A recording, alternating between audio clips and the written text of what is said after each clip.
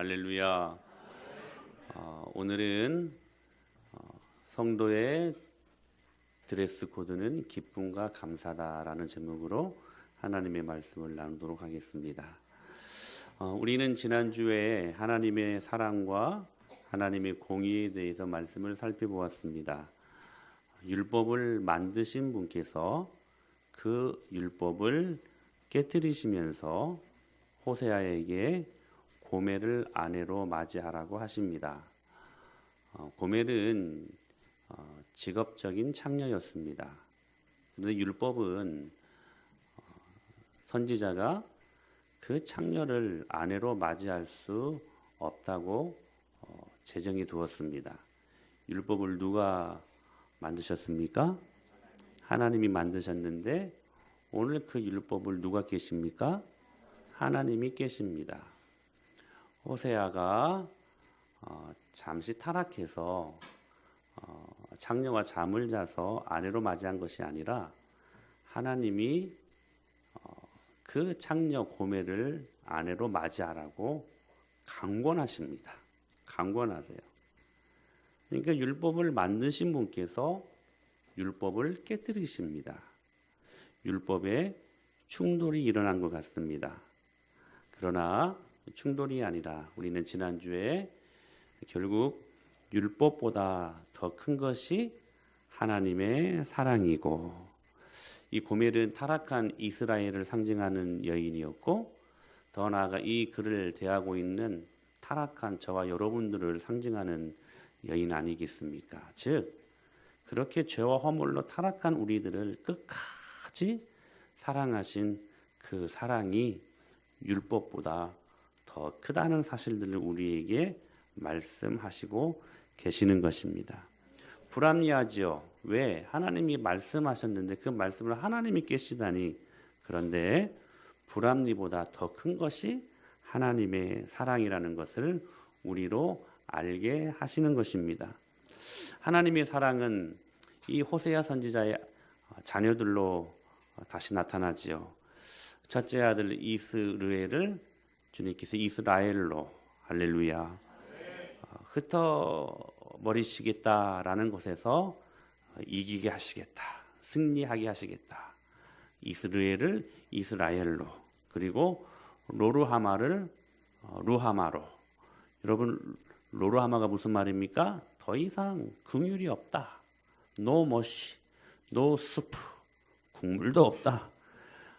하나님의 긍휼이 없는 이스라엘을 이제는 긍휼의 풍성함으로 내가 너희를 인도하겠다. 할렐루야. 그리고 로암미가 뭡니까? 내 백성이 아니다. 그런데 암미로, 할렐루야, 이제는 내 백성이다. 여러분, 이스라엘을 이스라엘로 바꾸시고 로르하마를 루하마로 바꾸시고 로암미를 암미로 바꾸시는 게 무엇이었습니까? 하나님의 사랑이었습니다. 사랑은 이렇게 능력이 있습니다. 사랑이 죄를 이긴 것입니다. 그러므로 하나님은 사랑이십니다. 그러나 하나님이 이렇게 우리를 사랑하는 것만큼 우리에 대한 기대감 역시 크십니다. 하나님이 우리를 구원하신 것은 거저 구원하신 하나님의 은혜지만, 그렇게 구원해 놓고 그렇게 우리를 구원해 놓은 다음에 우리를 향한 하나님의 기대와 하나님의 계획하심이 있다는 사실입니다. 이 일을 위해서 하나님의 공의를 작동시키십니다. 그러나 이 공의마저도 무엇이 감싸고 있어요? 하나님의 사랑이 감싸고 있죠. 왜 여러분 징계하시고, 왜 때로는 책망하시고, 왜 우리들에게 책짓질을 가하십니까? 사랑하기 때문에. 할렐루야. 이게 하나님의 공의가 극심하게 나타날 때에도 여전히 하나님의 사랑은 작동되고 있다는 사실입니다.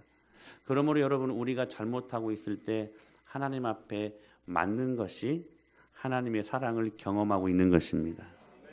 할렐루야. 여러분, 우리가 신앙생활을 합니다. 그런데 신앙생활이 힘들고 어렵게 느껴지는 그 이유가 여러분 무엇인 줄 아십니까? 여러분, 신앙생활하는 거 쉽습니까? 어렵습니까? 자, 쉽다. 어렵다. 참 어렵다고들 말을 합니다. 왜 그러냐면 여러분 이런 건 아닐까요? 우리를 구원해 놓으신 하나님의 계획이 분명히 있는데 그 기대감도 분명히 있는데 그 계획과 우리가 다른 목표를 가지고 살려고 할 때 여기에서 하나님과 무엇이 일어나요? 불화가 일어납니다. 충돌이 일어나게 되어 있습니다. 그러니까 신앙생활을 올바르게 하지 아니하면 우리가 하나님과 화목해야 되는데 거기에서부터 불화가 일어나는 거예요. 여러분 꼭 기억하십시오. 믿음 없이 사는 것만큼 힘든 게 없습니다. 이게 인생이에요. 여러분 믿음 없이 사는 것만큼 우리 인생이 힘들게 되어 있다는 사실들을 꼭 기억하실 수 있게 되길 바랍니다. 하물며 부부관계 속에서도 가장 중요한 게 뭐예요, 여러분? 사랑입니까? 아이고, 좀만 더 살아보십시오. 사랑이 중요한 게 아닙니다. 정말 중요한 것은 믿음입니다. 내 남편이 나가서 무슨 짓거리를 할까? 의심하다 보면요, 못 살아요. 못 살아요. 내 아내가 어떤 남자랑 그냥 사소한 이야기인데 이야기하는 것만 봐도 의심해버리면요, 못 살아요. 의부증, 의처증 때문에. 부부에게 진짜로 필요한 것은 믿음 아니겠습니까? 하물며 우리가 하나님을 바라볼 때 그 관계를 맺는 가장 본질적인 것이 여러분 믿음의 관계 아닐까요? 여러분 믿음 없이 사는 것만큼 힘든 게 없습니다. 그게 인생입니다.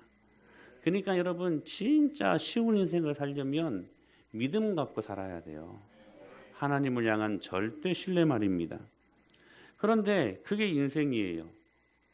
믿음 없이 사는 것만큼 힘든 게 우리들의 인생이에요. 그래서 하나님의 공의가 작동되는 것입니다.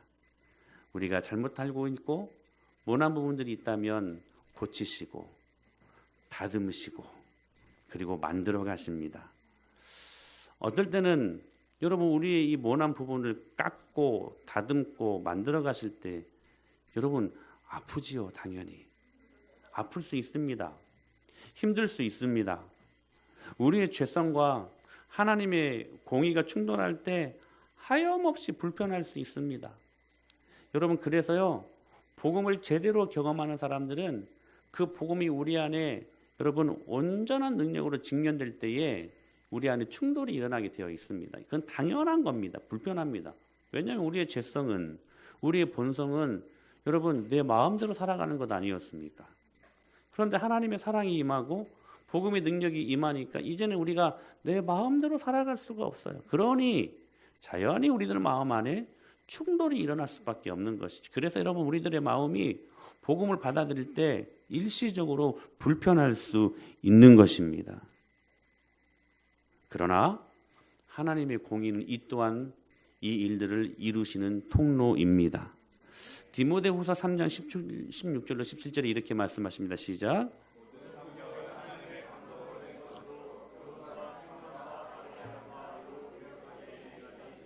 이는 하나님의 사람으로 온전하게 하며 모든 선한 일을 행할 능력을 갖추게 하려 함이라.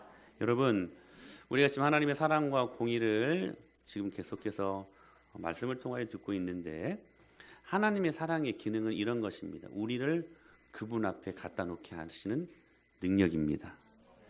하나님의 사랑을 경험하면 은혜의 보좌 앞에 나아가게 돼요. 그게 하나님의 사랑의 기능입니다. 그런데요 하나님의 공의는 그렇게 갖다 놓은 우리를 하나님의 사람으로 모셔 온전케 하십니다. 다시요. 하나님의 사랑은 우리를 하나님 앞에 갖다 놓게 하십니다. 그래서 하나님의 사랑을 경험한 사람들은요 하나님 앞에 안 나갈 수가 없어요. 주님 앞에 안 나올 수가 없어요. 오늘 또 그 사랑 때문에 저와 여러분들이 이 자리에 나오게 된 것을 믿습니다. 저는 정말로 여러분들이 대단해요. 그래도 주일 하루만큼이라도 주님 앞에 예배하려고 청주에서부터 오잖아요. 저는 그게 너무 감사해요. 진짜 감사해요. 하나님 사랑 때문이 아닐까요? 근데 그렇게 갖다 놓게 하십니다. 근데 중요한 것은 뭐냐면 하나님의 공의는 그렇게 하나님 앞에 나온 우리를 하나님의 사람으로 온전하게 만드는 통로라는 사실입니다. 사랑하는 여러분, 오늘 방금 읽었던 디모데후서 3장 16절로 17절의 말씀에 공의의 기능이 뭘까요? 교훈과 책망과 바르게 함과 의로 교육하는 것입니다. 하나님의 공의의 또 다른 표현들이 있지요. 이 기능들이 우리를 하나님의 사람으로 뭐라고 말씀하세요? 이는 하나님의 사람으로 온전하게 하며. 그러니까 교훈과 책망과 바르게 함과 의로 교육한다. 이게 공의의 하나님의 공의의 또 다른 표현들인데 이 네 가지 기능의 역할이 뭐냐면 하나님의 사람으로 우리를 온전하게 한대요. 그리고 모든 선한 일을 행할 능력을 갖추게 하려 함이라. 여러분, 하나님의 사랑은 우리를 주님 앞에 갖다 놓게 하지만 그러나 하나님 앞에 서 있는 우리들로 하여금 주님은 거룩하게 살게 하나님의 공의를 오늘 또 작동시키신다는 사실입니다. 여러분, 하나님의 사랑과 그 공의의 목적이 어디에 있을까요? 우리가 거룩하게 사는 것입니다. 사람들에게 묻습니다. 여러분은 왜 은혜를 받으려고 하십니까? 이렇게 물어보면 대부분 이렇게 대답합니다. 사는 게 너무 힘들었어요. 사는 게 너무 힘들었어요. 여러분 아십니까? 우리 아이들도 사는 게 너무 힘들대요. 그래서 여러분 우리 아이들에게도 은혜가 필요합니다. 은혜 받으면 그냥 좋잖아요. 기쁘고 감사가 넘치고. 여러분 대부분 이렇게 대답합니다. 여러분 기억하십시오. 하나님의 은혜는 우리 자신이 최종적인 소비처가 되어서는 안 된다는 사실입니다. 그 이상의 하나님의 은혜를 주신 의도를 읽을 수 있어야 돼요. 하나님의 사랑과 공의, 그 은혜가 우리에게 왜 임하느냐? 그것이 뭐냐면 그 의도가 뭐냐? 그 영적인 은혜의 힘을 가지고 자신의 삶의 난관들을 극복하고 할렐루야. 그리고 그 하나님을 내 마음 안에 담아낸 그 하나님을 나의 거룩한 행동으로 말미암아 예수 믿지 않는 사람들에게 이 땅 가운데 그 하나님을 보여주게 하기 위해 주님이 오늘 우리에게 은혜를 주신다는 사실입니다. 여러분 은혜를 구하십시오. 오늘 주님께서 그 은혜를 주실 것을 믿습니다. 제가 여러분 그 답을 가지고 왔습니다. 주님께 은혜를 간절하게 구하면 주님이 그 은혜를 주십니다. 여러분 이 오늘 예배를요 결코 허투루 보내지 마십시오. 오늘 그 하나님의 은혜가 임해야 한 주간을 살아갈 수 있습니다. 주님이 저에게 약속하셨어요. 말씀을 준비하는 저에게 약속하셨어요. 은혜 구하면 은혜 주신대요. 오늘 그러므로 여러분 이 예배를 허투루 보낼 수 없는 것이죠. 아멘. 너 참 귀하다. 여러분 그러므로 주님의 사랑과 주님의 공의가 작동되는 이유가 뭐냐? 우리의 거룩한 삶을 살게 하기 위한 것이라는 것입니다. 사랑하는 여러분 기억하십시오. 하나님이 우리를 부르신 하나님의 의도는 행복이 아닙니다. 거룩에 있습니다. 거룩한 삶을 위해 하나님의 사랑과 공의가 오늘 또 작동되는 것이라는 것입니다. 우리는 저마다 행복하려고 공부도 하고 직장 생활도 합니다. 우리는 행복하려고 결혼 생활도 합니다. 행복하려고 돈도 벌고 행복하려고 노후 대책도 세웁니다. 여러분 그렇지 않습니까? 행복하려고 돈도 저축을 합니다. 여러분 이게 나쁜 일입니까? 여러분 우리 아이들이 공부를 하는 게 나쁜 겁니까? 공부를 안 하는 게 나쁜 거지? 그래 안 그래? 공부 많이 해야 돼요. 여러분 돈을 열심히 버는 게 나쁩니까? 그냥 게을러서 돈 안 버는 게 나쁜 거지? 다 여러분 귀한 겁니다. 다 소중한 것입니다. 여러분 남편과 아내가 행복한 가정생활하는 게 여러분 얼마나 귀한 일입니까? 노후 대책을 지혜롭게 하는 것도 너무 귀한 일입니다. 여러분 이게 나쁜 게 아니요. 권장할 만한 일이에요. 우리의 지혜를 갖고 하나님이 주신 지혜를 가지고 슬기롭게 우리 인생을 잘 설계해야만 합니다. 그런데 중요한 것이 뭐냐? 그 모든 것들이 하나님과 상관이 있는 것들이 되어야 한다는 거예요. 내가 공부하는 것도 하나님과 관계가 있어야 돼요. 내가 돈을 버는 것도 하나님과 상관이 있는 일들이 일어나야 돼요. 그게 뭐냐? 그게 거룩이에요. 그러니까 우리는 행복하기 위해 사는 존재들이 아니고 거룩하기 위해 사는 사람들이 되어야 한다는 사실입니다. 여러분, 왜 가족을 주셨습니까? 행복하기 위해서 아니에요. 행복하려다 보니까 가치를 부여하는 사랑이 아니라 가치를 추구하는 사랑을 만들려고 하는 거예요. 왜? 내가 행복해야 되니까. 여러분, 가정을 주신 이유는 거룩을 이루기 위함입니다. 여러분, 이 사실들을 여러분들이 오늘 말씀을 듣고 수정하셔야 돼요. 수정하셔야 돼요. 하나님의 의를 이루는 거룩을 위해 살게 하기 위해 오늘 우리들에게 가정도 주셨다는 사실입니다. 그러므로 여러분, 우리는 거룩할 때 행복할 수 있는 사람들입니다. 무슨 말씀이냐면 행복해야 되지요. 여러분, 많은 생활의 영역 속에서 행복을 위해 살았다면 그 행복이 하나님과 관계 있는 것들이 되어야 한다는 거예요. 그래서 주님이 오늘 분명히 말씀하시죠. 하나님의 뜻은 이것이니 너희의 거룩함이라. 이게 주님의 뜻이래요. 이게 주님의 뜻이래요. 사실 여러분, 사도행전 11장 26절에 보면 안디옥에서 처음으로 이 크리스찬, 그리스도인이라는 칭호를 받게 됩니다. 그런데 사실 이 그리스도인이라는 말은 그리 호의적인 말이 아니었습니다. 무슨 말이냐면 이 칭호의 이면에는 기독교인들을 비웃는 뜻이 담겨져 있었습니다. 이런 것이 기껏해야 사형수를 따르는 무리들이. 이게 당시에 예수님을 어떻게 생각했냐면 나쁜 짓 해가지고 십자가에 못 박혀 죽은 사형수라고만 생각했던 거예요.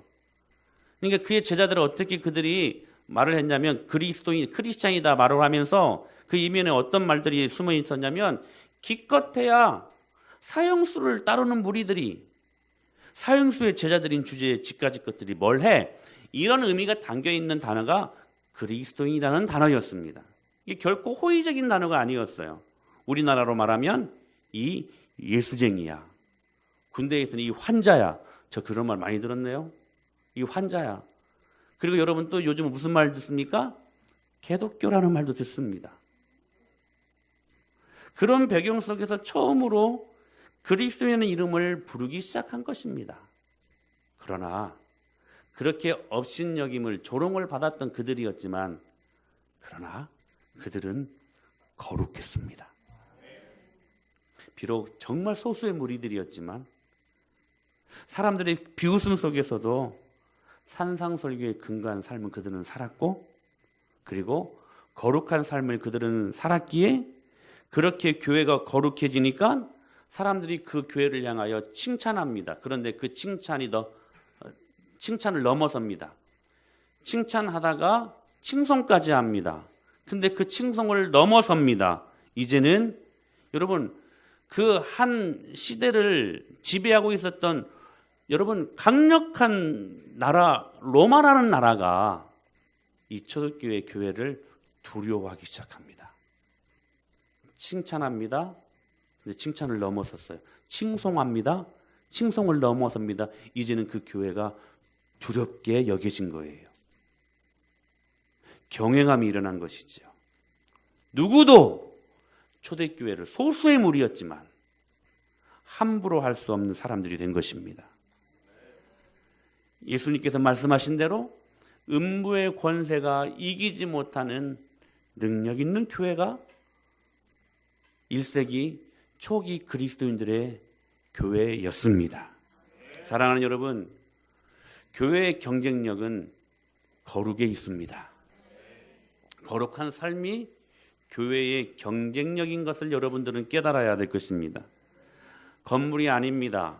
사람이 아닙니다. 시설, 환경이 아니라 교회는, 성도는 거룩해야만 합니다. 세상과 달라야 한다는 거예요. 여러분 거룩이요 넥타이 매고 그냥 폼내고 나는 거룩하다 이게 아니라 거룩은 달라야 된다는 거예요. 세상과 달라야 된다는 거예요. 세상과 다른 생각을 가지고 세상과 다른 가치 체계를 가지고 세상과 다른 언어를 가지고 세상의 다른 삶의 패턴을 가지고 라이프 스타일을 가지고 우리가 살아가야 된다는 사실입니다. 사랑하는 여러분, 이 사회가 얼마나 불의로 가득한 세상입니까? 문제는 그리스도인이 그 불의한 삶의 한 중심에 서 있다는 거예요. 여러분, 이건 우리가 회개해야 될 일입니다. 우리가 예수님 믿는다는 것 때문에 태생적으로 고난받을 수 있습니다. 그러나 여러분, 우리가 잘못 불의한 일들에 연루가 돼서 그 한 중심에 있다면 여러분, 우리는 책망받아야 합니다. 여러분은 어떻습니까? 여러분, 우리나라 국회의원의 3분의 2가 그리스도인들이라고 합니다. 그들이 정말로 잘 깨어 있다면 우리나라가 이러지는 않았을 것입니다. 하나님께서 우리를 은혜로 구원하시고 사랑받게 하시는 이유는 이 불의한 세상에서 의로운 삶을 살게 하시고 거룩한 삶을 살게 하시고 그리고 한 줄기 빛처럼 살아라. 그래서 세상이 볼 수 없는 당신의 그 형상을 우리를 통하여 보여주기를 요구하고 계신다는 사실입니다. 그래서 우리는 여러분 거룩한 삶을 살아야만 합니다. 그래서 여러분 십자가는 그 거룩한 삶을 만드는 능력이 있습니다. 그렇다면 오늘 본문에 있는 데살로니가전서 4장 3절에서 이렇게 말씀하시잖아요. 하나님의 뜻은 이것이니 우리의 거룩함이라. 여러분, 하나님의 뜻이 뭐래요? 거룩함이래요. 거룩함이래요. 그렇게 하나님의 뜻이 거룩함이라고 말씀하시는데 그 거룩한 삶이 무엇인가? 오늘 우리가 읽었던 본문입니다. 범사에 감사라. 이것이 그리스도 예수 안에서 너희를 향하신 하나님의 뜻이래요. 16절부터 말씀하시는 항상 기뻐하라, 쉬지 말고 기도하라, 범사에 감사하라. 이것이 예수님 안에서 우리를 향하신 하나님의 뜻이래요. 근데 하나님의 뜻이 데살로니가전서 4장 3절에 뭐라고 말씀하셨어요? 거룩이래요. 그러니까 주님께서 지금 거룩한 삶을 당신의 뜻으로 규정하시고 오늘 우리들에게 세 가지로 말씀하시는 것입니다. 그 첫째가 뭐냐? 항상 기뻐하라는 거예요. 여러분, 여러분이 항상 기뻐할 수 있다면 여러분의 모습을 통하여 주님의 거룩이 나타나게 되어 있습니다. 중요한 것은 우리가 항상 기뻐하지 않는다는 것입니다. 주님은 항상 기뻐하라고 말씀하십니다. 이룰 수 없는 어떤 이상을 말씀하신 게 아니에요. 진짜 항상 기뻐할 수 있습니다. 기쁨은 성도의 신앙 온도계입니다. 기쁨은 신앙생활의 온도계입니다. 이 사람의 신앙의 온도를 볼 수 있는 가늠자가 기쁨에 있다는 거예요. 사랑하는 여러분, 제가 질문합니다. 기쁘십니까? 근데요, 아멘 하면 막 진짜 기뻐서 아멘 해야 되는데 아멘 거짓말하는 것 같아요. 다시 한번 솔직하게 대답해보세요. 여러분 기쁘십니까? 기쁘십니까? 여러분, 우리는요 죄 때문에 슬퍼해야 하지만 여러분 팔복에서도 말씀하시잖아요. 애통하는 자가 복이 있나니 저희가 위로를 받을 것이며. 죄에 대해 우리는 슬퍼해야 되는 사람들이지만 그러나 우리를 구원하신 주님 때문에 우리는 항상 기뻐해야만 합니다. 이게 세상과 여러분 다르다는 첫 번째 구원받은 성도들의 삶의 패턴이라는 사실이에요. 우리는 여러분 세상과 달라야 합니다. 그 다름의 첫 번째 반응이 뭐냐? 기쁨이라는 거예요. 기쁨이라는 거예요. 이 비밀을 알았던 바울이 뭐라고 고백하냐면 이렇게 말합니다. 근심하는 자 같으나 항상 기뻐하고 가난한 자 같으나 많은 사람을 부유하게 하고 아무것도 없는 자 같으나 모든 것을 가진 자로다. 여러분, 복음의 탁월한 패러독스 역설 아닙니까? 근심하는 자 같지만 그러나 우리는 근심할 수 없대요. 기뻐하는 사람들이래요. 가난한 자 같지만 그러나 많은 사람을 부욕해 하는 사람이래요. 여러분 역설 아닙니까? 아무것도 없는 자 같지만 그러나 실상은 모든 것을 가진 자로다. 할렐루야. 여러분, 모든 것을 다 가졌어도 예수님 내 안에 없으면 모든 것을 다 잃어버린 사람입니다. 그러나 여러분, 모든 것이 다 없어도 여러분 기억하십시오. 예수님 내 안에 계시면 모든 것을 가진 사람입니다. 할렐루야. 이게 복음의 역설입니다. 이게 복음의 역설이에요. 근심하는 자 같으나 그러나 항상 기뻐하는 사람이래요. 이게 거룩의 능력이요. 이 기쁨이 세상 사람들에게 내가 너희들과 다르다 하는 것을 보여주는 가장 첫 번째 나타나는 반응의 모습이라는 사실입니다. 근데 여러분 질문합니다. 여러분 근심거리 없습니까? 수두룩 빡빡이에요. 여러분 염려거리 없습니까? 아니요. 사는 것이 염려거리입니다. 근데요. 자, 여기까지는 똑같아요.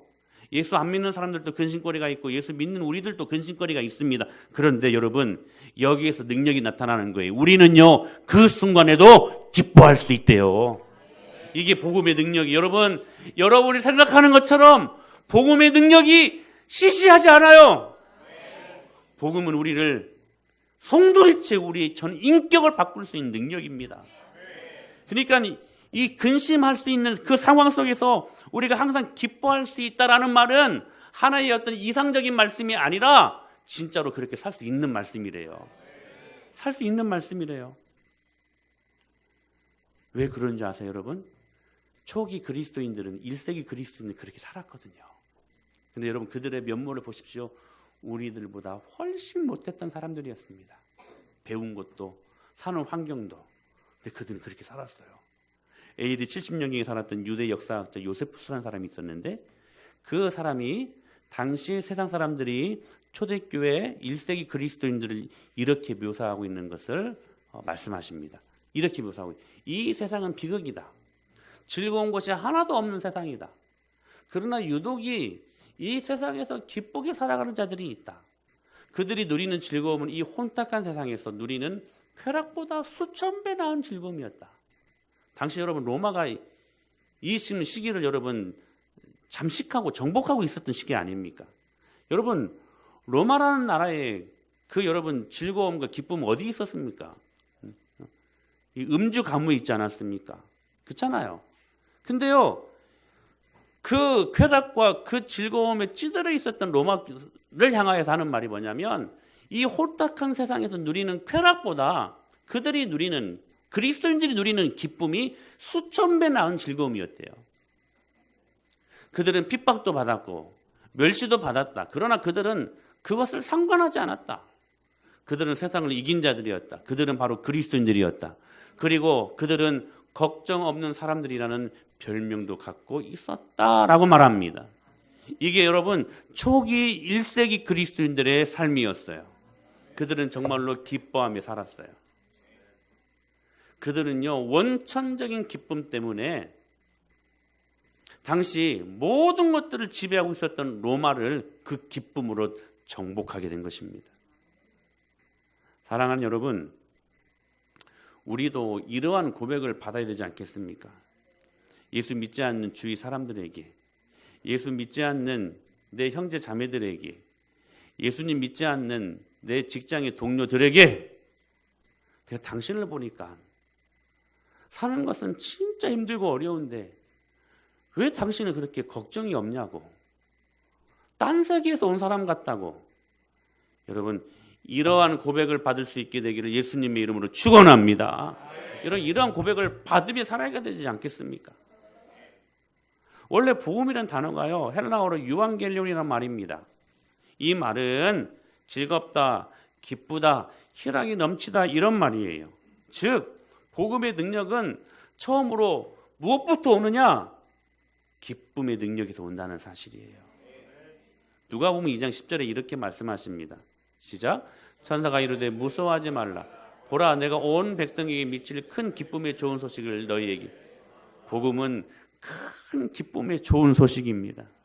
그러므로 여러분 우리가 정말로 복음을 받았다면 기뻐해야만 합니다. 어떻게요? 항상. 할렐루야.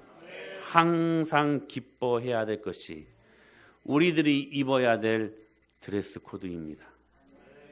복음은 상처 입은 자를 기쁘게 하고, 복음은 여러분 상처 입은 자를 찬송하게 하고, 복음은 춤추게 하고 기쁨으로 뛰놀게 만드는 능력입니다. 여러분 오늘 삶으로 말미암아 힘들고 어려운 자들이 오늘 이 말씀의 은혜를 경험할 수 있게 되기를 축복합니다. 복음이 주는 참된 은혜를 경험하십시오. 기쁨을 경험하십시오. 두 번째, 거룩한 삶의 패턴으로 우리들에게 하시는 말씀이 범사에 감사하라고 말씀하십니다. 목사님 쉬지 말고 기도하라를 빼먹었네요. 그것은 다음 주에 말씀드리겠습니다. 범사에 감사하라. 이것이 우리가 입어야 될 드레스 코드라는 것입니다.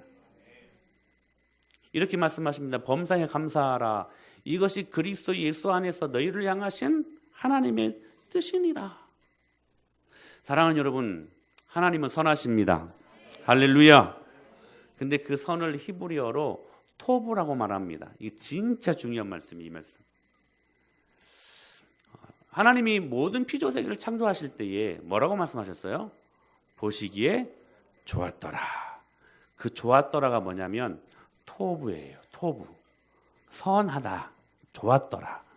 그러므로 우리가 선을 말할 때 그 선의 기준은 우리 보기에 좋은 것이 아니라 이거 진짜 중요해요. 여러분 선의 기준을요 우리의 기준으로 봐서는 안 된대요. 근데 우리는 계속해서 선악과를 따먹죠. 내가 그 선의 기준을 내가 세우려고 그래요. 근데 여러분 선함의 기준은 우리의 보기에 좋은 것이 선이 아니라 하나님 보시기에 좋은 것이 선이라는 거예요. 그게 토부라는 거예요. 그래서 인간의 진정한 삶의 가치와 보람, 행복은 하나님이 세계를 창조하신 그 목적에 부합하여 살아갈 때 나타나게 되어 있다는 거예요. 바로 이렇게 하나님의 창조 목적과 부합한 삶을 살아갈 때 그것이 하나님 보시기에 토부, 보시기에 좋은 거예요. 그런데 그 선을 이루시는 방법이 있어요. 그게 뭐냐면 합력하는 거예요. 합력하여. 로마서 8장 28절에 이렇게 말씀하십니다. 시작. 우리가 알거니와 하나님을 사랑하는 자 곧 그의 뜻대로 부르심을 입은 자들에게는 모든 것이 합력하여 선을 이루느니. 할렐루야. 선을 이루시는데요. 하나님은 그 모든 것을 합력하여 이루신대요. 합력하여. 여기 중요한 것은 하나님은 우리의 모든 인생사를 합력하신다고 말씀하십니다. 여기 모든 좋은 것이 뭘까요? 좋은 것, 나쁜 것, 기쁜 일, 슬픈 일. 여러분 여기 모든 것이 무엇일까요? 부요, 가난. 모든 것을 다 아우르는 말씀입니다. 그게 모든 것이에요. Everything, 모든 것. 인생의 문제가 뭐냐? 우리는 좋은 일, 우리가 생각할 때 기쁜 일, 우리가 생각할 때 부, 이런 것만 선이라고 보는 것에 문제가 있습니다. 이런 게 있을 때는 하나님 살아계시고 하나님 선하신 것 같은데 그렇지 못할 때 내 인생이 잘 꼬이고 인생이 문제가 생기고 아픔이 생길 때 우리는 그것을 나쁜 것, 악이라고 저주라고 판단하는 것이지 여러분 모든 선함의 기준은 하나님에게만 있다는 사실입니다. 그래서 하나님의 선은 인간의 만족과 불만족, 기쁨과 슬픔 이 모든 것들을 주님이 아우르셔요. 합력하셔요. 그래서 궁극적인 하나의 가치를 만들어내기 위해 때로는 인간에게 고통스럽게 쓰라린 경험으로도 그렇게 다가오신다는 사실이에요.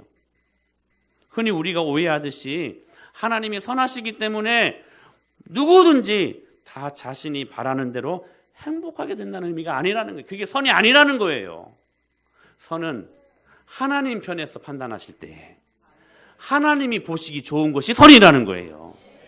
그러므로 우리는 지금까지 잘못 생각했던 우리 중심의 선의 개념을 바꿔야 된다는 사실입니다. 우리 중심에서 바라보는 선이 무엇입니까? 하나님 밖에서 행복하려고 하는 것이었어요. 그게 우리가 바라보았던 선의 개념이었어. 여러분, 모든 인생의 불행은 바로 여기서부터 시작되어지는 것입니다. 바로 이때 우리에게 필요한 눈이 있어요. 이 모든 것을 바라볼 수 있는 눈, 그게 뭐냐? 섭리의 눈이라는 것입니다. 그런데 여러분, 그 섭리의 눈이 우리 안에 필요한데 그 중심에 뭐가 있어야 되느냐? 이거예요. 하나님 살아계신다. 아멘. 그 하나님은 언제나 선하시다.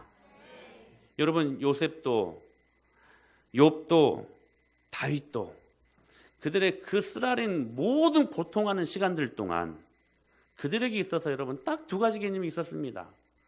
그 모든 상황을 섭리로 바라볼 수 있는 눈이 있었거든요. 근데 섭리로 바라볼 수 있는 그 눈을 가질 수 있었던 두 가지 개념이 뭐냐? 하나님 살아계신다는 거였어요. 내가 이 고통의 시간을 보낼 때에도 주님 분명히 살아계신다.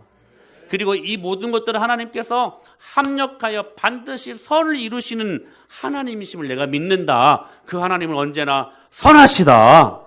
여러분, 이 두 가지 개념을 요셉도, 여러분 요셉이 13년 동안 얼마나 많은 고통의 시간들을 보냈습니까? 다윗도 욥도. 그러나 이들에게 있어서 하나님의 살아계심은 상황과 환경 때문에 소멸되지 않았습니다. 하나님 살아계신다. 하나님은 선하시다. 이 확신으로 섭리의 눈을 뜰 수 있었기 때문에 그 고통의 시간들을 이겨낼 수 있었던 것입니다. 그렇다면 여러분, 그 섭리의 눈이 계속 유지가 되어야 하는데 그 섭리의 눈을 계속해서 유지하게 만드는 것이 무엇이냐? 그게 바로 감사라는 것입니다. 바울이 고백합니다. 하나님이 지으신 모든 것이 선함에 무엇으로 받으면? 감사로 받으면. 할렐루야. 감사함으로 받으면 버릴 것이 없대요. 섭리의 눈을 떠야 되는데 그 섭리의 눈을 가지고 하나님의 그 선하심을 바라봐야 되는데 그 섭리의 눈이 계속해서 유지되게 하기 위해 우리들에게 반드시 입어야 될 옷이 뭐냐? 감사의 옷이라는 거예요. 그래서 여러분, 로마서 8장 28절에 이렇게 말씀하시는 거예요. 그의 뜻대로 부르심을 입은 자들에게는 모든 것이 합력하여 선을 이루는. 할렐루야. 여러분, 기쁠 때, 슬플 때, 배부를 때, 배고플 때, 부자일 때, 가난할 때가 이 모든 것이었습니다. 근데 이 모든 것이 임할 때에 그때 여러분 바울이 뭐라고 하라고 명령하십니까? 감사하래요. 모든 것, 또 다른 표현은 범사. 다 같은 말 아닙니까? 그때 무엇하라고 말씀하셔요? 감사하래요. 범사에 감사하래요. 모든 것에 감사하래요. 기쁠 때도 감사하고 슬플 때도 감사하고 배부를 때도 감사하고 배고플 때도 감사하고 부자일 때도 감사하고 가난할 때도 감사하라. 주님이 말씀하시는 것입니다. 즉 감사가 하나님의 선하심, 즉 거룩을 이루기 위한 통로라는 사실이에요. 그러므로 여러분, 지난날의 상처, 지난날의 아픔, 고통 때문에 여러분 거기에 매여가지고 발목 잡혀가지고 주님이 기뻐하시는 하나님의 형상을 나타내는 삶을 주저하는 것을 여러분 주저하며 살지 마십시오. 지난날의 상처, 지난날의 과거의 아픔, 그 모든 슬픔도 여러분 합력하여 선을 이루시는 도구로 오늘날도 사용하고 계신다는 것입니다. 감사로 받으십시오. 여러분, 지난날의 상처와 아픔, 과거의 여러 가지 많은 문제들을 예수님으로 통과하시기를 축복합니다. 그렇게 예수님을 통과할 때에 여러분 그 모든 것들은 합력하여 선을 이루실 만한 아주 훌륭한 제목들이 되는 것입니다. 그러므로 여러분, 예수님을 능력으로 통과한 사람들은 그 모든 것들에 감사하는 사람들입니다. 그래서 우리는 사도 바울의 권면대로 시작, 그 안에 뿌리를 박으며 세움을 받아 교훈을 받은 대로 믿음이 굳게 서서 감사함을 넘치게 하는 사람들이 되어야만 합니다. 감사가 오버플로잉 하는 거예요. 넘치는 삶. 여러분, 초대교회 성도들은 소수의 무리였습니다. 유명하지도 않았습니다. 사회적인 영향력을 가진 사람들도 아니었습니다. 그런데 그런 사람들이 세계의 중심이요, 세계의 수도요, 모든 길이 다 로마로 통한다고 하는 대로마를 변화시켰습니다. 사랑하는 여러분, 이것이 복음이요, 이것이 능력입니다. 이것이 신앙입니다. 이것이 교회입니다. 초대교회의 거룩이 이긴 것입니다. 로마를 이긴 것입니다. 여러분, 달라야 변화시킬 수 있는 것 아니겠습니까? 그러므로 우리가 믿음으로 살 때 기적이 일어납니다. 즉 믿음의 내용이 세상과 달라야 한다는 거예요. 그게 뭐냐? 기쁨이라는 거예요. 그게 뭐냐? 감사라는 거예요. 도무지 기뻐할 수 없는 상황인데 기뻐하고, 도무지 감사할 수 없는 상황인데 감사하는 그 사람을 통해 거룩이 완성된다는 사실이, 그 거룩이 여러분 예수 믿지 않는 이 시대에 거룩한 효과적인 전도의 방법이 된다는 사실입니다. 이것이 우리를 향하신 하나님의 뜻입니다. 기쁨과 감사는 성도가 입어야 될 드레스 코드입니다. 여러분, 이번 한 주간 기쁨과 감사를 선포하며 사십시오. 자야, 여기까지 말씀을 주님께서 주셨습니다. 그러면 여러분 마음 안에 궁금한 것이 하나 있을 거예요. 목사님, 무슨 기뻐해야 될 거리가 있어야 기뻐하죠. 감사해야 될 감사거리가 있어야 감사하죠. 여러분, 만약에 우리가 하는 기쁨과 우리가 하는 감사가 거리가 있어야 하는, 그래서 할 수 있는 기쁨과 감사라면 세상과 우리는 별반 다를 바 없습니다. 여러분, 그렇지 않습니까? 근데 주님은 말씀하시거든요. 기뻐해라, 감사해라, 할 수 있다, 하면 된다, 해보자. 문제는 여기에 있어요. 여러분, 기쁨과 감사는 세상 사람들이 하는 것처럼 감정의 문제가 아니야. 우리가 여러분 극한 상황 속에서 기뻐할 수 있는 이유는, 극한 상황 속에서 감사할 수 있는 그 이유는 감정의 문제가 아니라 순종의 문제이기 때문에 그렇습니다. 그래서 기뻐하라 명령하십니다. 명령에 순종하면 됩니다. 할렐루야. 감사하라 명령하십니다. 감사 좀 해주세요 부탁하신 게 아니에요. 권면하신 게 아니에요. 감사하라 명령하시면 그 명령에 순종하며 감사할 수 있다는 거예요. 사랑하는 여러분, 오늘 선포하십시오. 기뻐하기를 선포하고 감사하기를 선포하십시오. 순종이 기쁨을 만들고 순종이 감사를 만듭니다.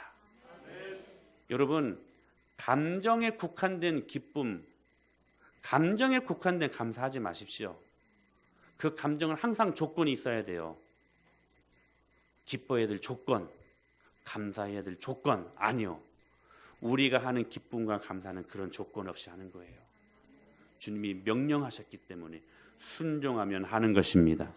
사랑하는 여러분, 이번 한 주간 우리가 입어야 될 드레스 코드가 기쁨과 감사라는 것을 깨닫고 그 거룩으로 하나님의 영광을 이뤄내는 저와 여러분이 될 수 있게 되기를 축복합니다. 우리 순종하십시다.